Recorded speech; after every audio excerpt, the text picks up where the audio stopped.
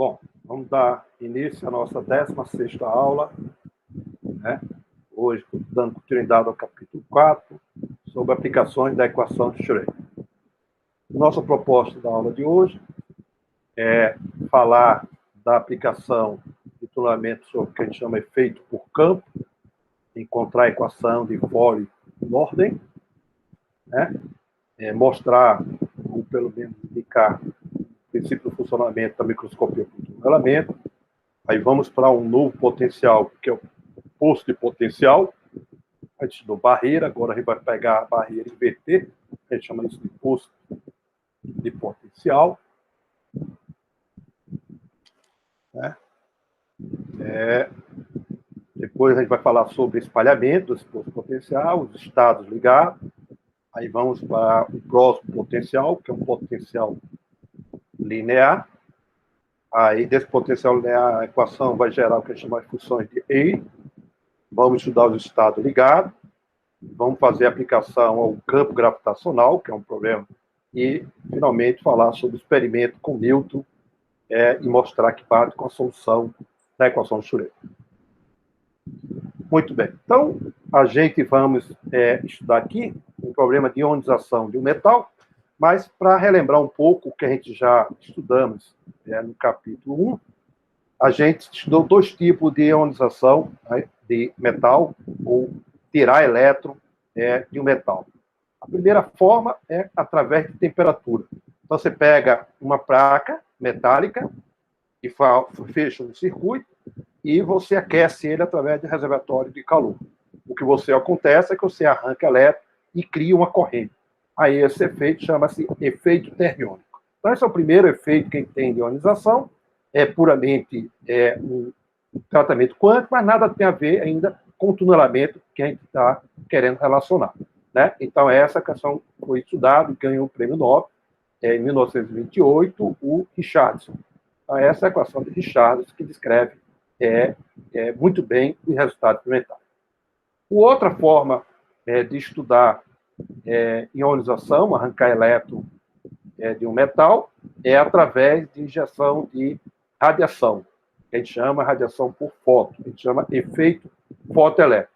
Então, se você colocar uma energia de um fóton, que é H-ni, se ele for maior do que essa energia que exatamente está entre o nível de ferro e a borda, exatamente o meu potencial ali, que a gente chama função de trabalho, você consegue arrancar o elétron do metal. Bom, tudo que a gente falamos anteriormente, tudo a gente falou em T igual a zero, aí não falou o efeito da temperatura. Então, quando você coloca o efeito da temperatura, você tem os dois efeitos simultâneos. Né? É o efeito da temperatura junto com o efeito da incidência de um fóton. Com isso, você tem um resultado teórico, né, que é reproduzido por essa curva, é uma curva teórica obtida também usando mecânica quântica, usando a distribuição de Fermi e Dirac, e aí você consegue reproduzir muito bem esse resultado. Note um resultado muito bem interessante, que a curva em negrito, que é para 1008 Kelvin, que você está, um gráfico, então esse gráfico aqui está normalizado, H, que é Ni menos Ni0 é a frequência de corte, aí voltou a barra KBT. Então, você nota que ali o ponto zero significa Ni igual a Ni0, e se você colocar para a temperatura de 1008, você consegue arrancar elétrica, você tem corrente elétrica para Ni menor que Ni0. Por que isso ocorre? Porque você está em altas temperaturas. Então, arrancar o elétron também não se deve só ao efeito do fóton, mas também ao efeito termiônico do efeito da temperatura. Então, os dois estão combinados e eu fiz esses resultados experimentais muito bem. Então, esses são resultados que a gente estudou previamente no capítulo 5. Agora, a gente vai estudar um outro efeito, esse sim, que tem a ver com o que chama um efeito de tunelamento.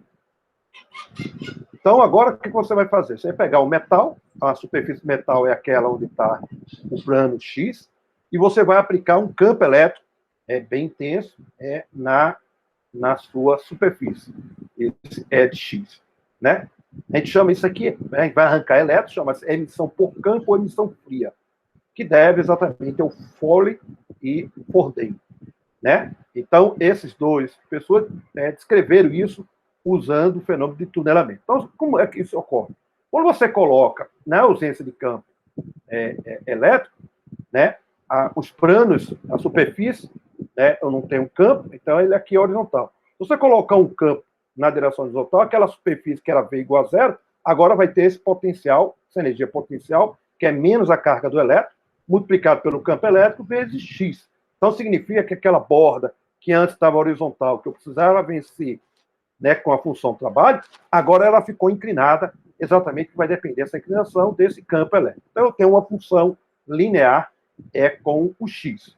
Então, agora, o meu elétron, se ele tiver no nível de ferro, eu não preciso colocar nem temperatura. Então, tudo que a gente vai fazer é em T igual a zero, então não tem temperatura e nem tem injeção de fóton. Então, se você colocar o elétron que está lá no nível de ferro, exatamente, né, lá aqui, você consegue agora tirar o elétron, não por efeito de radiação e de temperatura, e sim por efeito de tunelamento. Então, o elétron que está naquela superfície, naquela reta 10, ele pode tunelar e passar para o outro lado é o que a gente chama o vácuo, exatamente onde o elétron ficaria livre. Então, agora existe uma possibilidade, dado o valor da energia, que vai colocar a energia no mais baixo para baixo, exatamente no nível de ferro. Então, a nossa energia vai ser menos a função do trabalho, que a gente vai colocar o nosso potencial zero lá em cima. E esse elétron agora vai conseguir escapar pelo fenômeno de tunelamento, que ele agora pode tunelar essa barreira de potencial aí triangular, certo? Então, vamos fazer esse cálculo, que foi o trabalho feito em 1921. Então, foi mais uma boa aplicação. A gente já vimos o problema de emissão da radiação, da emissão beta, né, da radiativa, matéria radiativa, a gente conseguiu descrever. E agora mais outra aplicação do efeito que também tinha experimental, e agora a explicação de como ocorre isso a temperatura muito baixa. Então, a temperatura zero, que a gente vai trabalhar tudo igualzinho. Então, o que a gente vai calcular aqui é a taxa de tunelamento e calcular o que a gente chama de coeficiente de Campbell, né? Dado isso, eu consigo calcular a taxa de tunelamento que o elétron tem para atravessar aquela barreira. Onde o nosso Vx é esse menos X vezes X. E a nossa energia que a gente vai colocar, ele está no nível de ferro. Então, a nossa energia é menos a função trabalho. Certo? É isso que a gente vai para fazer esse cálculo aqui. Então, o nosso potencial é esse aí, é um potencial em uma dimensão, menos E, que é a carga do elétron, esse epsilon que está aí é o campo elétrico, vezes a distância x. E o nosso ponto de retorno, o A, é igual a zero, então é exatamente onde está o elétron, lá no nível de ferro, e o nosso B, que a gente vai calcular daqui a pouco, para colocar e fazer a integral, certo? Então, a nossa energia que a gente vai colocar, a gente colocar o elétron lá no nível de ferro mesmo, certo? Então, significa é igual a menos o φ, que é a função do trabalho. E se você quer calcular qual é o valor do B, onde ele corta, você está dando o valor de E, e o meu E é igual a menos φ, é igual a essa equação com V de X. E X igual a B, e determina o valor de B. Então, o A é zero, e o B é esse valor. Então, eu vou colocar na minha integral para ser feito. Então, agora o integral trivial, né? Trivial de ser feito, integral de raiz quadrada de x, né? Eu sei fazer essa integral e encontro o nosso valor, certo? Bom, lembrando, na nossa equação, que o B é igual a φ sobre E vezes o campo elétrico. Carga do elétron vezes corpo. Então, você vê que o primeiro termo, vou repetir aqui, ó, esse primeiro termo aqui, então, você substitui o valor de B que a gente calculou, então, φ é igual a B, vezes o campo elétrico, vezes B. Então, o primeiro termo vai dar zero. Então, portanto, o primeiro termo é zero, só fica o segundo termo, dá esse valor que está aí. Portanto, a gente calculamos o que a gente chama a taxa de transição de probabilidade do elétron tunelar através de um metal, né, submetido a um campo elétrico. Então, onde essa taxa, então agora a probabilidade é essa, é menos um epsilon zero, né, porque aí se lembrar lá, a taxa é menos 2 vezes o G a gente calculando, e esse epsilon zero é uma constante que depende desse função trabalho do meu metal. E tudo ali é uma constante. A única coisa que eu posso agora fazer um gráfico é fazer o gráfico log de T, né, vezes 1 sobre E. Então, dá uma reta decr-T, de tal forma que eu determino o coeficiente epsilon zero, portanto, eu determino a função trabalho. Então, essa é um resultado extremamente importante. Se eu tenho uma taxa de transição, eu posso ter a corrente. E a corrente é simplesmente multiplicar por essa taxa de transição e eu tenho esse J0, que são constantes relacionados com meus material. Então, portanto, essa é a equação de Foyle-Knorr, que funciona muito bem, razoavelmente bem, para descrever esse efeito experimental. Então, essa é mais uma aplicação do efeito tunelamento. Bom, uma aperfeição dessas equações, você pode, no lugar daquele potencial ser praticamente uma linha reta, ele tem uma certa curvatura. E aí você pode fazer um cálculo que está derivado nesse artigo de 2019, que você pode ver o raio de curvatura. Então, a solução de Foyle, né, é a solução que o raio de curvatura é R igual a infinito, dá uma reta, né, porque você não vai encontrar o outro ponto, é uma reta, então é o R infinito, e as outras são para R's diferentes. Então, esse cálculo é somente enfadonho, eu não vou fazer, o resultado, a expressão é a mesma, o que vai modificar são essas equações. Então, dependendo do valor de R, você vai modificar um pouco a curva. E no lado esquerdo aqui você tem o gráfico log sobre 1 sobre E, e aí você tem exatamente os resultados experimentais de alguns materiais que batem exatamente, ajustando exatamente essa curvatura do meu potencial e bate muito bem com o resultado experimental. Então, isso é um resultado importante hoje na área de estado sólido. Bom, muito bem. Então, agora vamos para uma outra aplicação um pouco mais qualitativa que a gente pode falar, é o que a gente chama o microscópio de tunelamento. Então, através do microscópio de tunelamento, você consegue mapear através de uma ponta muito fina, como está ali mostrando, e através do tunelamento, né, entre o elétron que está aqui para cá, você consegue fazer fotografias com altas precisões, igual aquela precisão que a gente colocou no início do nosso slide da apresentação, que foi feito pela IBM, exatamente usando microscopia de tunelamento. Então, o fenômeno de tunelamento tem aplicações diversas e pode ter cada vez mais com a criatividade da engenharia.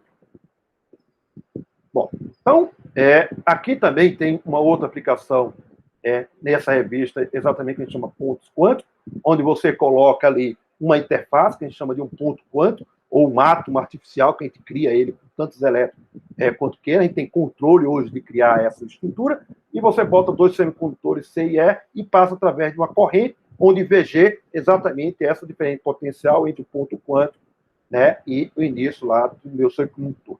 E aí você consegue ver exatamente a corrente tunela, ora a corrente é zero, daqui a pouco você tem o VG, ela tunela, tem corrente diferente de zero, e ela vai variando dessa característica aí, experimental. Então, essa também é explicado nesse artigo, em todos os cálculos, usando exatamente a ideia de tunelamento. Certo? Bom, então, vamos agora para um outro tipo de potencial. Então, a gente estudamos o potencial que a gente chama de barreira de potencial. Então, a gente vai pegar aquela barreira de potencial e inverter ela para baixo. A gente vai chamar de um poço de potencial finito. Finito porque o tamanho dela, né, é finito. Quando você coloca ela em infinito, volta para o nosso potencial antes, menos A sobre 2 mais A sobre 2, o potencial é uma caixa de potencial infinito. Certo? A gente vai ver exatamente isso. Então, o nosso potencial ele é menos V0, quando ele tiver entre menos A sobre 2 e A sobre 2, e fora da caixa, o meu potencial é zero. Podia muito bem pegar esse gráfico, fazer o contrário, levar para cima e fazer uma certa mudança de resultado. Tudo que a gente fizer, tudo vai dar igual, né? Então a gente vai tratar dois casos. Então, o primeiro é para E maior que zero. Então, para E maior que zero, a gente vai chamar de estado de espalhamento. E a outra para E negativo e maior do que V0. É o estado que a gente chama o estado ligado. Certo? Então, vamos tratar os dois casos separados.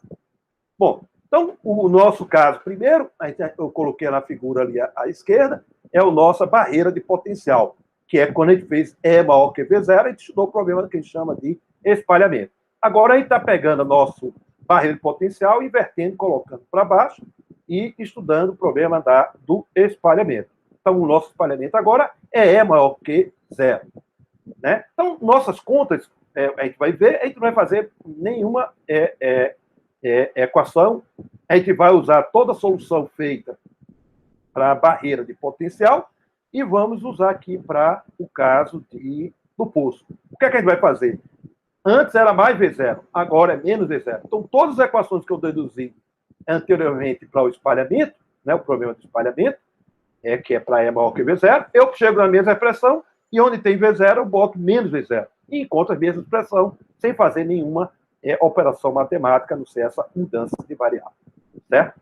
Então, vamos lá, fazer. Então, classicamente, como é que a gente tem? Classicamente, a gente tem exatamente esse comportamento. Então, a partícula vai, né, para E maior que V0. Então, ele vai com o momento P1. Depois, o que é que acontece? Tem um aumento do momento, que agora ele tem uma barreira, então a energia ficou maior, porque cada aquela profundidade, e depois muda. Então, a partícula passa direto para lá. No caso da partícula quântica, você agora vai ter o problema de espalhamento. Então, quando ele passar em cada local que eu tenho a descontinuidade do potencial, você tem um processo que chama de reflexão, como a onda que passa de um meio para o outro. Então, você tem fenômeno de reflexões em x igual a menos a sobre 2 e x igual a mais a sobre 2. Certo? Bom, então, a gente vai resolver essa equação diferencial. Então, a nossa equação diferencial que a gente vai resolver é exatamente essa que está aí, né? Bem geral. Então, para as três regiões que a gente definimos lá no nosso potencial, a gente vai resolver três equações desse tipo oscilatório. Então, para cada região, eu tenho um potencial. Então, para x menor que a sobre 2 e x maior que a sobre 2, meu potencial é zero. E para x entre menos a sobre 2 e a sobre 2, meu potencial é menos V0. Aí eu vou colocar e resolver as equações oscilatórias para cada região do nosso problema. Então, basicamente, são as mesmas soluções que a gente estudou antes, com o único detalhe, que o nosso K2 agora, desculpa aí,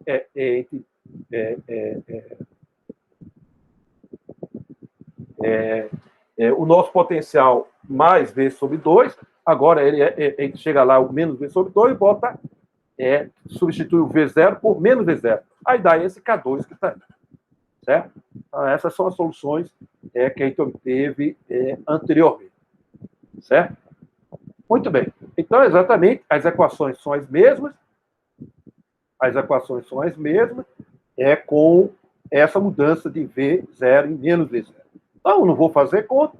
Então, o resultado que a gente vai obter, a gente chama o alfa, que a gente chamamos no problema lá da barreira de potencial, a gente vai chamar agora de um alfa linha, que agora vai ficar E mais V0. É só uma substituição rápida. Chego lá nas minhas equações dos coeficientes de transmissão e de reflexão e faço só essa substituição e encontro o nosso resultado. Mais uma vez, se você somar R mais T, isso dá igual a 1, que é a conservação da probabilidade. Né? As mesmas conclusões que a gente falamos anteriormente, você pega o coeficiente, você tem o que chama estado ressonante, quando R é igual a zero, então significa que a onda todinha é transmitida, não tem nada refletido, então R é igual a zero e T igual a 1. Então, essa condição é quando aquele seno é igual a zero, então no alfa linha K1A é um múltiplo inteiro de π, que eu chamo de um S, que está aí. Portanto, eu tenho agora a minha energia ressonante, isso não são níveis de energia, são energia que eu dou à partícula, que ela não é refletida e ela é só transmitida. Essa é o mesmo valor do que a gente encontramos antes, só trocando V0 em menos V0. Então, tudo que a gente fez antes vale aqui. Então, isso aí não tem nada de interessante e novo no nosso estudo. Certo? Muito bem. O que é interessante agora, que é diferente do que a gente trabalhou com barreira, que a gente não tem estado ligado, então barreira a gente tem tunelamento, e agora, nesse caso aqui, você tem estados ligados. Então, se você colocar a partícula, né, dentro da caixa, né, do ponto de vista da mecânica clássica, se você der uma energia qualquer, ela vai ficar batendo na parede e vai e volta.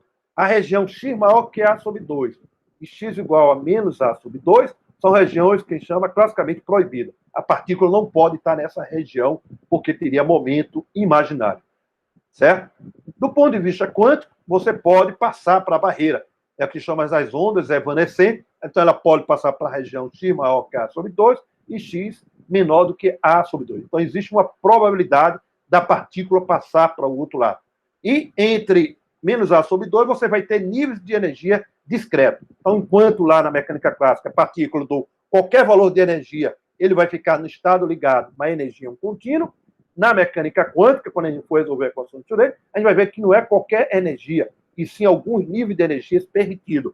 Então, as energias são quantizadas, diferente do sistema quântico. E ainda a novidade é que ela pode se encontrar fora desse posto de potencial. Então, a gente vai resolver, definimos o K1 e o K3 nas duas regiões onde o potencial é zero, eu vou colocar esse sinal menos, a nossa equação diferencial vai modificar. No lugar de ser função oscilatória, fora da caixa, né, K1 e K3, né, região 1 e 3, vão ser soluções exponenciais. E na solução, na região 2, são funções oscilatórias, né, porque o meu K2 ali é um número real. Então, portanto, eu, quando resolver a nossa equação diferencial que está aí, você tem a região 1, você tem solução exponenciais, né, que vai para baixo, vai para lá e para cá, exponencial mais Kx menos Kx, na solução 3 também, e na solução 2, são soluções oscilatórias que eu estou chamando de cosseno e seno, que está aí, certo? Onde K1 é dado por menos 2ME, porque agora a minha energia é negativa, portanto isso aí dá um número real, e também é um número maior do que V0, de tal forma que aquele termo E mais V0 é um número positivo, portanto o K2 é um número real. Então, portanto, essas são as soluções da nossa equação diferencial. Bom, então agora a gente vai usar condições de contorno. As condições de contorno que a gente vai usar nas interfaces, então as funções são contínuas e as derivadas também são contínuas, né? E aí eu tenho algumas condições que minha função tem que ser finita. Então, para x indo ao infinito e x tendendo a menos infinito, minha função tem que tender a zero, para ser uma função de quadrado integrado. Então, portanto, eu tenho que ter algumas condições físicas para aqueles coeficientes A, B e F, D. Então, vamos ver agora as nossas condições de contorno. Então, a nossa função de onda que a gente obteve está ali. A primeira condição de contorno que a gente tem é que para x maior, quando vai para o mais ou menos infinito, ela tem que tender a zero. Então, portanto, se você pegar a solução 1, aquela termo, né, aquele termo, a solução 1 é negativo, para x menor do que menos A sobre 2, então aquele termo A, x vai a menos infinito, vai a zero, mas o outro vai a infinito. Então, para ele não ir a infinito, eu tenho que forçar que o B tem que ser igual a zero. Então, essa é uma condição física da minha função de onda. A outra solução é a solução 3 para x maior do que A sobre 2. Então, para x maior que A sobre 2, quando x vai ao infinito, ela tem que ir a zero. Então, o termo que está com G exponencial de menos K1x, ela vai a zero. Mas o primeiro vai ao infinito. Aí eu forço que o F tem que ser igual a zero para tornar a minha função de onda finita. Então, a gente mostramos que o F e o B é igual a zero. Então, já essas condições. E as outras condições é a função nas interfaces ser contínua, ela e as suas respectivas derivadas. Então, é exatamente isso que a gente faz. As minhas funções de onda em menos A sobre 2 é igual a função 2 em menos A sobre 2, a derivada também, e a gente conta esse sistema de equações que estamos aí, certo? Note que agora a gente quer calcular uma equação que vai gerar os altos valores, né, do meu sistema, né, que são as altas energias do meu sistema. Então, vamos aqui manipular. Então, você pode pegar a equação, né, note lá, a primeira equação e a segunda, eu posso dividir uma equação pela outra. E a terceira e a quarta, eu posso dividir uma pela outra. Né? Quando eu faço isso, o coeficiente da primeira equação que eu vou gerar, o A cancela, e a outra, o G cancela. Aí eu gero duas equações que são essas, que estão exatamente aqui. Então, K1 vai dar igual a isso, né? E o K1 também igual a isso. Então, esse sistema que está aí de equação que a gente geramos daquelas duas, ela só vai satisfazer se o C multiplicado por D tem que ser igual a zero. Então, o produto da constante C com D tem que ser igual a zero. Então, eu tenho duas condições, ou C é igual a zero, ou D é igual a zero. Então, você veja que essas condições, o que é que isso aqui nos leva? Você pega lá na sua equação, quando D for igual a zero, então o segundo termo sai, fica só o termo cosseno. Então, é o que a gente chama de solução par, que vai ficar o cosseno. Quando C for igual a zero, então, quando C for igual a zero, aí vai ficar o termo seno, é a solução ímpar. Então, agora, o meu problema, devido à paridade do meu potencial, eu tenho soluções pares e tenho soluções ímpares, como a gente fez também na caixa de potencial infinito. Né? Então, as equações de altos valores agora, eu vou fazer para cada caso. Eu considerar primeiro o caso D igual a zero, a solução par, e depois a solução ímpar. E eu vou gerar dois tipos de equações. Então, quando eu colocar D igual a zero, então eu coloco lá na minha equação qualquer uma daquelas equações que você quiser. Então, vai ficar K1 sobre K2 e eu vou botar D igual a zero. Então, quando eu colocar D igual a zero lá naquela primeira equação, aí o D foi embora, vai ficar C seno, né, de K2A sobre 2 dividido com C cosseno. O C cancela, vai ficar tangente de K2A sobre 2. Então, essa é a equação que eu vou ter que resolver autoconsistente. Então, K1 e K2 foi dado, né? Então, note que o K2, que está na região 2, depende do meu potencial V0, e o K1 só depende da energia. Então, daqui a pouco eu vou parametrizar essas constantes aí para resolver isso numericamente. E a solução ímpar é C igual a zero. Então, chego na minha equação, só colocar C igual a zero, então vai ficar D vezes cosseno de K2, né, vezes A sobre 2, e embaixo vai ficar menos D seno. Aí cancela o D como D, cosseno sobre seno é cotangente. Então, a cotangente vai ser igual a menos K1 sobre K2. Então, eu tenho duas equações que a gente chama transcendentais, que eu tenho que resolver isso numericamente para encontrar as soluções das energias dos estados ligados do nosso sistema. Certo? Bom, então aqui está resumido. Solução par é D igual a zero. Então, está aí a solução que a gente acabou de obter. E a solução ímpar, a cotangente igual a menos K1 sobre K2. Lembrando que o K1 igual a K3 é raiz de menos 2m E sobre H cortado ao quadrado. E o K2 agora a gente vai parametrizar para ficar tudo de uma forma mais fácil de analisar. Então, a gente vai chamar de lambda essa coisa que está relacionada com o tamanho da minha barreira, a largura da minha barreira e a profundidade da minha barreira. Então, a característica, esse lambda vai ser a característica da minha barreira, né? Então, o K2 agora, ela tem essa relação que está aí, né? Então, a gente já obteve que está aí. Então, o A, né? Você lembra lá que é 2m sobre H cortado, E mais V0. Sendo que eu estou multiplicando por A sobre 2. Quando eu multiplicar por A sobre 2, entra A ao quadrado e 4 embaixo. Por isso ficou 2. Certo? Então, a gente está chamando de um epsilon, uma coisa adimensional, que é MA ao quadrado vezes E sobre 2H cortado. Então, quando eu for multiplicando lá, vai dar o epsilon. E chamando de lambda, aquele termo V0 multiplicando por isso. Então, a gente parametrizou e vamos reescrever aquela nossa equação nessa forma adimensional, que são as soluções pares e as soluções. Então, agora eu tenho uma equação, dado o valor de lambda, né, dado o valor de lambda, eu quero encontrar a solução real, então a solução real do valor de Z, ou valores de Z possíveis para o meu sistema. Então, como é que eu resolvo isso? Então, o valor de lambda e encontro a solução numérica. E eu tenho um conjunto de soluções. Então, nesse sistema aí, ela vai existir pelo menos, então, dado o valor de lambda, então, lambda tem a ver com característica do meu potencial, pelo menos um estado ligado. Pelo menos um. Então, vai depender de lambda, que eu posso ter mais do que um estado ligado. Então, vamos fazer essa análise graficamente e depois vamos colocar a solução numérica, que é resolver lá no Maple, fazer cálculo de raiz. Bom, então, vamos fazer a solução gráfica do nosso problema, que é a solução essa que tem. Então, vamos chamar aquele termo que vai ficar lambda menos z ao quadrado, lá na nossa solução, né? Então, aqui, ó, vamos lá lembrar. Então, aquela raiz quadrada de lambda menos z2, eu vou chamar de uma função r de z. E z multiplicado por tangente de z, eu vou chamar de uma função f mais de z. Então, eu vou traçar essas duas curvas, z vezes tangente de z, e a outra curva que tem ali. A primeira curva é a curva de 1/4 de uma circunferência. Então, cujo raio é raiz de lambda, né? Porque ali daria R2. Então, é a equação de 1/4 de uma circunferência. Então, eu dou o valor de lambda e traço esse 1/4 de uma circunferência.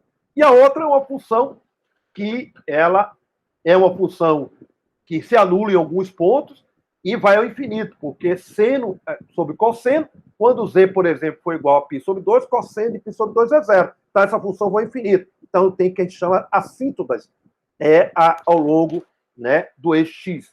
Então, é exatamente essa curva que eu vou colocar aqui, colocando aqui. Então, eu vou ter um caso particular para um certo valor de lambda. Eu escolhi aí o lambda igual a 2, né? Note que deu o lambda igual a 2, nesse caso particular. E aí, o que é que acontece? Eu traço várias funções de f de z, o lado positivo, né? E você consegue ver que ela se anula em x igual a 0, x igual a π, x igual a 2, ou z igual a 2π, e assim sucessivamente. Então, aqui é o meu z. E aqui as minhas funções. E ali eu tenho as assíntotas, π sobre 2, 3π sobre 2, 5π sobre 2, e assim sucessivamente. É onde a minha função vai ao infinito. Então, tracei a minha curva f mais de z, então, são essas curvas que tem aí, e a minha função r de z. O ponto onde intercepta, né, essas duas curvas é a raiz da minha solução. Então, exatamente, a raiz da minha solução é exatamente quando a minha função r é igual à função f mais. Então, eu calculo, identifico essa raiz que está aí. Né? Mesma coisa eu posso fazer para a solução ímpar, que no lugar de ser o z tangente, agora é menos z cotangente. E faço a mesma análise, faço o gráfico, então faço o gráfico que está aí, da cotangente, desse z menos z cotangente, então tenho várias funções para cada valor. Agora as minhas assíntotas, né, lógico que cotangente é cosseno sobre seno, agora as minhas assíntotas são em π, lógico que é 3,14, em 2π, 3π e assim sucessivamente. Então, a síntese significa onde a minha função vai tender assintoticamente ao infinito. Então, agora eu traço várias funções f menos de z, que é aquela minha função que está aí, e, mais uma vez, traço o gráfico r de z. Então, note que para r de z, né, igual, no caso aí, escolhendo o raio igual a 2, né, no quarto da minha circunferência, então ele corta a minha curva f menos de z só no ponto. As outras curvas ela não corta, na outra já cortou em 2. Né? Então, esses pontos onde coincidem, no caso aqui só tem uma raiz, você chama a solução z de n, né, de menos. Portanto, ela está associada, o z de n, ao meu E de n, que é a solução do alto valor ou da energia do estado ligado. Muito bem. Então, eu posso fazer isso no computador, eu fiz isso no computador, e meu n é n de mais. Agora eu associo ele, escrevo ele em função do Zn, dá para fazer, que está lá, é a definição do Zn, escolher lambda igual a 121, ou raio igual a 11, aí eu tenho essas raízes que a gente encontra numericamente para o Zn de mais e o Zn de menos. Para cada valor de n, são o número de raízes que eu vou ter. Então, para esse valor, eu tenho 1, 2, 3 raízes para Zn mais e 3 raízes para Zn menos. Então, calculado Zn mais Zn menos, eu tenho o valor das minhas energias, que são essas dadas exatamente aí. Então, eu tenho exatamente as energias do estado ligado. Então, por exemplo, para esse valor exclusivo de parâmetro do meu potencial, da minha caixa de potencial, eu tenho 6 níveis de energia, se alternando. A menor energia começa pela função par, depois a ímpar, par, ímpar, par, ímpar, e assim sucessivamente, como aconteceu com a caixa infinita, com a única diferença que as energias agora são diferentes do nosso sistema. Né? Posso encontrar a solução da função de onda. Então, por exemplo, só para exemplificar, a solução par, ela dá essa solução. Então, tem um problema do livro que eu mando calcular as constantes de normalização. Então, normalizar essa função de menos a mais infinito e encontra todas as constantes A e C da minha solução par. A mesma coisa pode ser feita para a solução ímpar. Então, essas são as autofunções do sistema, associadas para cada valor de n daquela solução que eu vou colocar. Então, note que o Kn e o Zn depende das raízes que eu estou encontrando da solução numérica. Certo? Bom, um resultado interessante que a gente tem aqui, diferente, que obteve na solução clássica, é que, classicamente, para x maior do que a sobre 2 e menor do que menos a sobre 2, a gente chama essa região classicamente proibida. Então, a partícula não pode estar aí e ela pode ter qualquer energia entre menos a sobre 2. Dada a energia, ela fica nesse movimento oscilatório. Dá para não confundir movimento oscilatório com movimento harmônico simples, que são duas coisas diferentes. O movimento harmônico simples é um caso particular do movimento oscilatório, e o movimento oscilatório nem sempre é um movimento harmônico simples, porque o movimento harmônico simples tem que estar sujeito a uma força menos kx, que não é o caso aqui. A partícula está livre, eu dou energia e ela vai ficar feito um ping-pong para lá e para cá, indefinidamente. Então, esse movimento é oscilatório. Então, agora, as minhas energias do nível de energia é aproximadamente igual à energia da minha caixa infinita mais o V0. Isso vai acontecer quando? Quando você fixar o tamanho da minha barreira, então imagine que a largura da minha barreira, e boto o meu V0 tender ao infinito. Quando eu tender ao infinito, é exatamente isso que vai dar, subtraindo esse valor de V0. Certo? Na região classicamente proibida, né, do ponto de vista quântico, eu tenho o que a gente chama estaticamente permitido. Por que estaticamente? Porque ele tem uma probabilidade. Então, agora a função de onda fora da barreira é dada, então, a densidade de probabilidade, pelo módulo dessa função ao quadrado.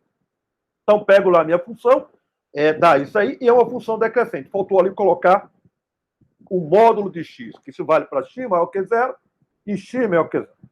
Então, significa que a probabilidade de encontrar partícula fora do meu poço é diferente de zero. E ela decai, né?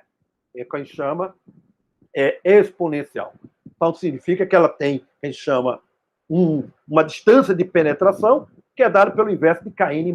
Você pode fazer a mesma análise que a gente fez antes, né? Mas não vamos precisar agora fazer, né?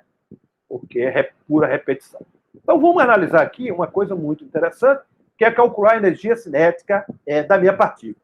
Note que a minha partícula agora, ela pode estar dentro da região, né? Dentro da região, e também pode estar fora. Então, eu vou fazer a minha integral de menos a mais infinito. Então, eu vou fazer 3 integrais, que é uma integral de menos infinito até menos a sobre 2. Aí eu pego a minha função φ de 1, e depois de menos a sobre 2 a mais a sobre 2, pego a minha solução φ2, e depois de a sobre 2 até o infinito, pego minha solução φ3. Feito esses cálculos, você encontra duas parcelas. Uma é o E1C, que é o termo da energia que ela está dentro da caixa, e a outra, o E2C, o que está fora da caixa. Os termos que é maior do que A sobre 2 e menor do que A sobre 2. A região fora da caixa, a parcela dessa energia, ela é extremamente negativa. Bom, mas isso não tem problema, porque a soma total vai dar positiva, como esperado fisicamente, a energia cinética é uma grandeza extremamente positiva. Certo? Então, o que era proibido na mecânica clássica, ter uma partícula fora da caixa, porque vai dar energia negativa, agora, estatisticamente, essa parcela contribui com a soma da energia cinética total, a energia cinética média da nossa partícula. Portanto, eu somo as duas e o resultado total da energia positiva, como esperado classicamente, como esperado fisicamente, da definição da nossa grandeza. Bom, então agora vamos para um outro potencial, que é um potencial extremamente interessante, e que a gente pode simular isso experimentalmente, que a gente vai fazer isso no final da nossa aula. Então, o primeiro potencial que a gente vai tratar agora é um potencial que tem força constante. Ele seria agora o solo, então seria fortemente elástico, solta uma bola e ela vai ficar oscilando nesse movimento oscilatório.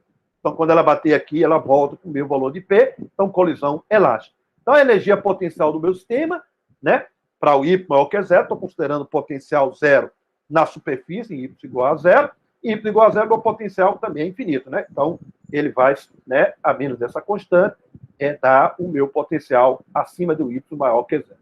Esse problema pode ser resolvido, que a gente chama de aproximação semiclássica. O que é a aproximação semiclássica? Eu uso a ideia de trajetória, então, portanto, é trajetória, e dentro dela uso a ideia de quantização. É o que chama a velha mecânica quântica, ou, no meu caso, é o que a gente chama a teoria de Wilson-Sommerfeld. Então, esse aqui é um problema que caiu na prova 1, vocês resolveram, e aí está dada a energia em função desse E0, que vocês vão entender que a gente está colocando tudo em função desse E0, onde esse F é aquele mg, que é a massa da partícula, e G é a gravidade da minha partícula. Então, eu pego a energia de Sommerfeld, divido por esse E0 e defino uma grandeza adimensional, que a gente vai fazer isso para fazer comparação com a solução exata que a gente vai resolver do nosso problema, resolvendo a equação de Schrödinger. Certo? Então, dado isso, né, eu encontrei essa solução, vocês encontraram na prova 1, eu também posso usar uma outra aproximação, um pouquinho melhor do que essa, mas é razoavelmente melhor, é o que chama-se aproximação WKB, ou Waitson, né? Kramer e Brillouin.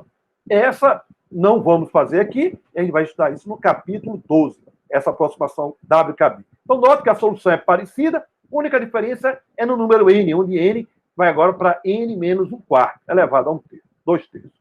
Se o n for muito maior que 1, então se você botar n igual a 100, tanto faz 100 menos 1/4 ou 100. dar a mesma coisa, porque o resultado vão se aproximando, ou vão convergindo exatamente para as duas soluções. Ok? Então, é de esperar que, quando eu resolver agora a equação de Schrödinger, também eu vou encontrar isso. Quando n for muito grande, a minha solução, que eu vou considerar que é a solução exata, que eu vou resolver o problema da equação de Schrödinger, vai tender para essas duas aproximações que estão aí, quando n tender ao infinito, ou n num número muito grande. Então, n muito grande, por exemplo, igual a 1000. Se eu colocar n igual a 1000, resolver as duas equações, todos os resultados vão dar exatamente o mesmo. Certo? Então, vamos para a solução exata desse probleminha que está aí. Mas esse probleminha eu vou fazer ele geral, certo? Não vou particularizar só no final, para deixar ele bem geral. Então, a solução exata do nosso problema, então eu vou considerar meu potencial simétrico, que seja F módulo de x. Porque ele é simétrico, porque V de menos x é igual a V de x. Então, essa simetria de paridade do meu potencial aconteceu quando a gente fez isso no potencial de menos A sobre 2, vai nos dar dois tipos de soluções. Soluções pares e soluções ímpares, certo? As soluções pares, vocês notam muito bem, ela não pode ter em x igual a zero. Se ela passar por x igual a zero, a função for zero, ela é uma função ímpar. Então, daqui a pouco a gente vai ver essas condições de controle.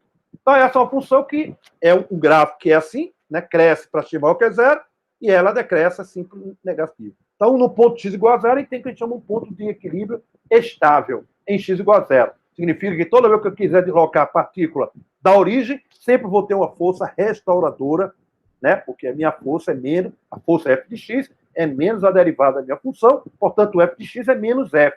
Significa que eu sempre vou ter uma força restauradora para colocar a partícula na sua função x igual a zero. Isso vai lembrar depois, a gente vai fazer um gráfico quadrado, que é o nosso potencial harmônico, né? Então, essa é a nossa força linear simétrica, certo? Bom, então, como por ser simétrico, então eu vou encontrar só a solução de x maior que é zero, e a outra solução eu vou colocar x igual a menos x. Eu tenho a solução do lado negativo. Então, com a solução par, a solução do lado esquerdo é igual à solução do direito, e na solução ímpar, elas vão inverter de sinais, porque vai ter a solução ímpar, porque eu tenho meu potencial com essa simetria, certo? Então, aqui eu vou fazer simplesmente o que a gente já fizemos antes. Eu vou multiplicar tudinho por 2m dividido por h cortado ao quadrado. Então, 2m sobre h cortado, a gente chama de K2. Então, está lá o nosso K2. E esse outro termo, 2mf sobre h ao quadrado vezes x, a gente passa para o outro lado. Então, é exatamente o que a gente fez multiplicando. Então, a gente tem essa equação diferencial para ser resolvida, e certamente não é nenhuma equação diferencial que a gente estudou até agora, que a gente estudou só potenciais constantes. Esse é o primeiro potencial que varia com a coordenada. Então, portanto, esse potencial varia com x, e eu quero resolver essa equação diferencial para vocês, né? Muito bem. Então, eu tenho essa equação diferencial que eu quero resolver, e eu vou fazer aqui vou deixar ela escrita numa forma mais fácil de identificar equações diferenciais já trabalhada em equações diferenciais, certo? Em cálculo diferenciais. Em cálculo de equações diferenciais. Então, eu vou fazer uma substituição, aquele termo que está lá, aquele termo todo em 2mf x menos K2, eu vou chamar de um z, com aquela constante alfa que a gente vai entender quem vai ser ela. Então, a alfa eu vou escolher ela arbitrariamente. Então, eu vou escolher por conveniência, que vocês vão ver que conveniência é essa. E aquele 2mf sobre h é o nosso g. Eu chamando de um g que está lá. Então, se eu substituir, fizer mudança de variável em x por z, você chega a essa equação diferencial. Certo? É a essa equação diferencial. Então, é simples fazer, isso é matemática elementar, né? Então, é elementar. De tal forma que você tem essa equação diferencial para ser feita, em função da nova variável z, onde z exatamente está lá, tá lá. Certo? Então, eu vou escolher que alfa 6 vezes g ao quadrado é igual a 1. Eu noto que eu disse que o meu parâmetro alfa é um parâmetro que eu escolho ele à vontade. Então, eu vou escolher ele de tal forma que aquele produto dê igual a 1. Então, é isso que eu vou fazer. Então, alfa 6 vezes g ao quadrado é igual a 1. Então, portanto, alfa é igual a g elevado a menos 1/3. O g está lá, é os parâmetros do meu potencial. Então, portanto, esse é o meu valor de alfa que eu vou escolher. Então, escolhendo isso, eu tenho essa equação diferencial para ser resolvida, e essa é uma equação conhecida, né, há muito tempo, e eu vou agora discutir com vocês, chamada as funções de Eilers, né? Onde Z agora, esse x, então aquele Z agora substituindo o valor de alfa naquela equação onde tem o Z, então é x menos sigma sobre alfa, e o meu sigma é o E sobre R. Então ficou totalmente ela bem apresentável, e é assim que a gente vai agora explorar ela, certo? Vamos ver o que está aí. Então, essa equação foi feita no século XIX, né? Século XVIII, né? Século XVIII, né? E não, século XIX, né? Século XIX, foi em 1863, né? Que ele resolveu essa equação que está aí. Então, a solução dessa equação diferencial, então eu vou usar a base dessa solução, então não vou explorar essa solução, me dá exatamente essa solução. Então, como é a equação diferencial de segunda ordem, ela tem duas soluções. Uma é a solução AI de Z. Então, se lembra lá que o Z é x menos sigma sobre alfa. Então, é essa a minha solução. E a outra, o BI de Z. Então, eu tenho as duas soluções. Essas duas funções aí, AI e BI, são chamadas função de Eilers. Certo? Então, portanto, eu sei resolver aquela equação diferencial. Então, toda vez que você tiver a equação diferencial daquele tipo, essas são as soluções do meu problema. Agora, quem são essas funções? Então, agora vamos apresentar essas funções de Eilers, né? Devido a esse matemático e físico, né? Também, George Eilers, né? Ela tem alguns comportamentos bem interessantes. Então, vamos lá estudar. Então, primeiro, a forma que a gente chama integral, que é a forma mais comum que a gente tem dessa minha função de A. Então, a função A de Z e B de Z são funções oscilatórias para Z, então estou fazendo tudo em função de Z, para Z negativo. Certo? Então, para Z negativo, elas são funções oscilatórias. Não é aquela harmônica só sendo. Ela é oscilatória porque está aí dentro do coisa. Então, essa é a forma integral da minha função. Se eu traçar o gráfico, eu tenho exatamente isso. A função A é essa em negrito e a função BI é essa em linha tracejada. Qual é a diferença de uma para a outra?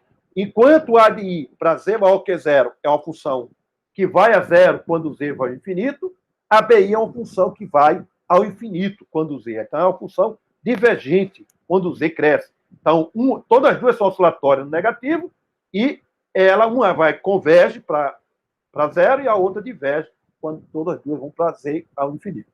Os pontos onde, note que ela é oscilatória e corta em vários pontos. Então, existem vários pontos negativos lá, onde AI e BI é igual a zero. A gente chama o zero das funções de Eilers.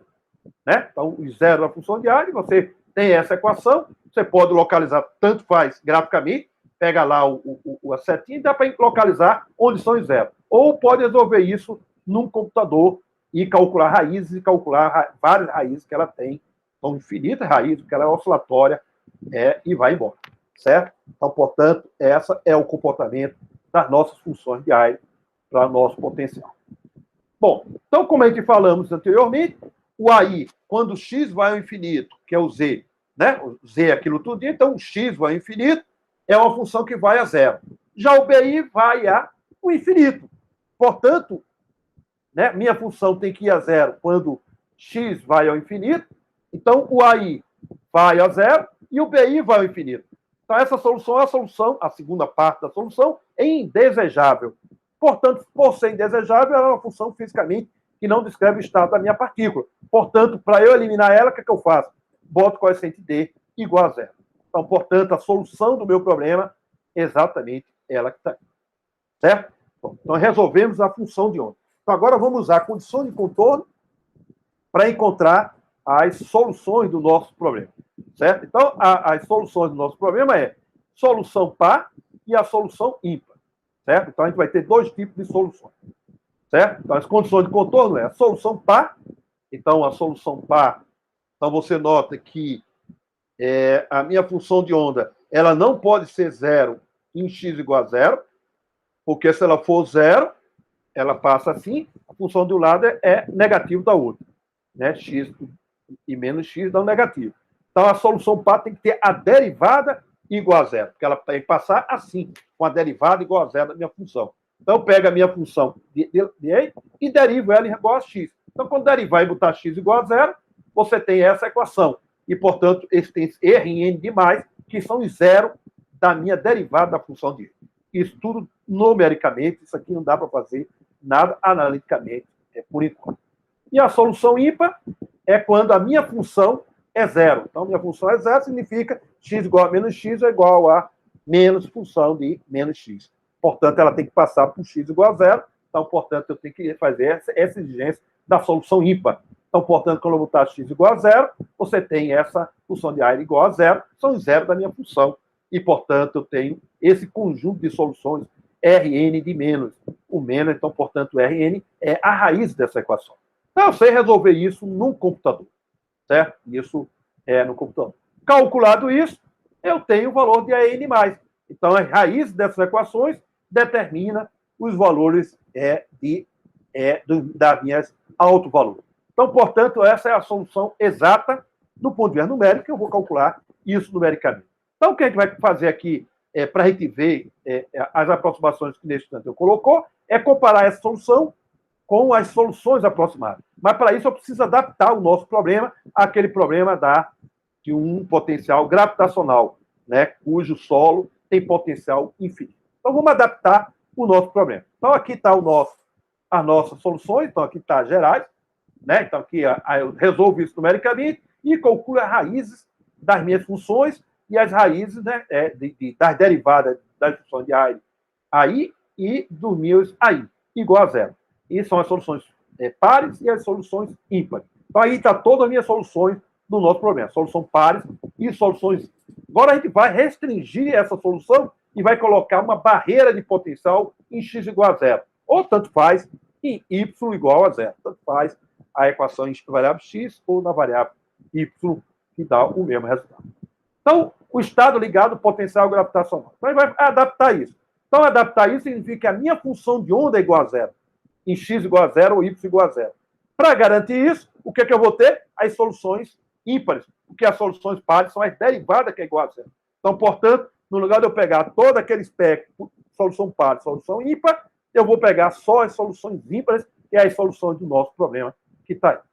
Certo? Então, portanto, resumindo, você tem a teoria de Wilson-Sommerfeld, eu tenho essa minha grandeza aí, a aproximação WKB, eu tenho essa solução que a gente já mostramos, e agora eu tenho uma solução exata desse problema do potencial gravitacional, que são as soluções só ímpar, né? Só ímpar, que é do nosso problema, o seno da vida, que vai aparecer, Rn de menos. Então, eu posso agora, para cada valor de n, resolvo a equação lá de n, calculo a raiz, boto aí numericamente e calculo essa razão para ficar tudo adimensional. Mesma coisa, eu boto na expressão analítica que está ali de Wilson-Sommerfeld e na aproximação da WKB. E monto uma tabelinha somente para a gente fazer um cálculo. Note que, quando n igual a 1, então o primeiro valor que eu tenho da energia, a aproximação de Wilson-Sommerfeld, comparado com a solução exata, tem um erro considerável. Já a aproximação da WKB já está bem próxima, então já tem uma aproximação extremamente boa para tratar sistemas que a gente chama periódico. Então, uma aproximação muito boa para calcular esse estado ligado ao sistema periódico. À medida que o N cresce, a aproximação de Wilson-Sommerfeld começa a melhorar, mas não melhora assim tão substancialmente para N igual a 2. Mas o WKB começa a ficar cada vez melhor comparado com a solução exata. Então, quando N igual a 10, você veja que a solução WKB praticamente ele erra na terceira casa decimal, o erro é na terceira casa decimal em comparação com a solução exata, e a aproximação de Wilson-Sommerfeld ainda não está muito boa comparado com a solução exata. Bom, quando é que isso vai ficar muito boa? Quando o n for muito grande, então se eu pegar e fazer n igual a 100, certamente, isso eu vou agora provar para vocês, as soluções todas convergem para a mesma solução iguais. Então, é exatamente isso que a gente tem, que a gente pode fazer. Então, esse artigo, esse trabalho aí, você pode encontrar um artigo feito na American Journal of Physics de 1971. Então, se vocês quiserem, vocês têm mais informação sobre esse artigo. Então, você tem a solução exato é dado por essa raiz da minha solução de N. E aí, quando N tende ao infinito, se prova, então, nesse artigo está provado, então, portanto, a minha raiz tende assintoticamente para esse valor que tem aí. Você vê esse valor que tem aí, nada mais é, olha, você vê lá na solução de Wilson Sommerfeld, exatamente, olha, de Wilson Sommerfeld, dá aquele 3π sobre 2 elevado a 2 terços, n elevado a 2 terços, e quando n é muito grande, o WKB, n é muito maior do que 1/4, sai. Então, se coincidem. E meu Rn de menos vai tender para esse valor que está aí.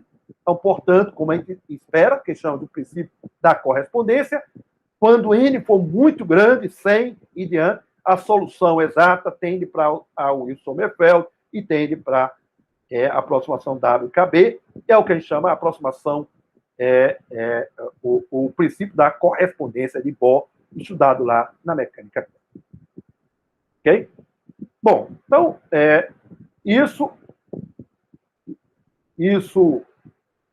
encerra a nossa aula de hoje, né, que a gente estudamos esse potencial.